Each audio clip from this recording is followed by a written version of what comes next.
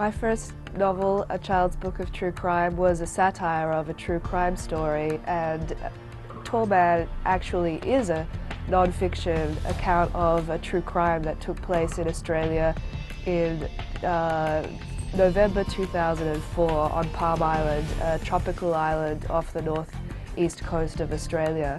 In a way, the classic true crime question is, did he do it? And in a way, I want this book to ask the reader, could I have done it?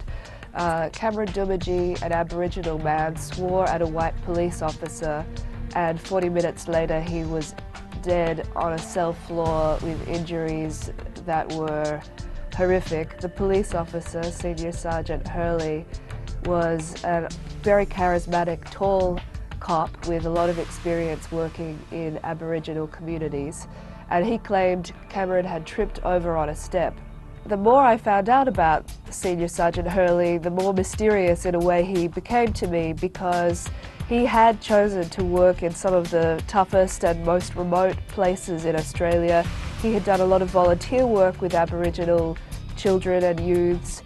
He was very well liked and respected in the communities in which he'd worked.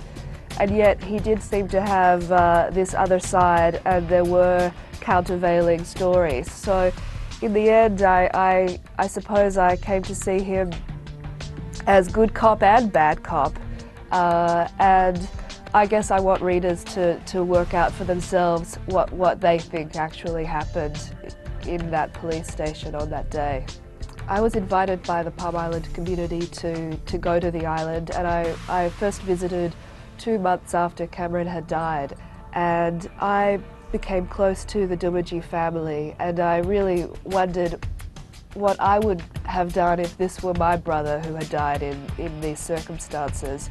In this book, I've tried to document the process that they went through as faithfully as possible, but also find in the story what's universal about feelings of grief or revenge or faith or forgiveness that swirled around in the days and weeks and years after Cameron's death, while his family wondered if they would ever see true justice for their brother.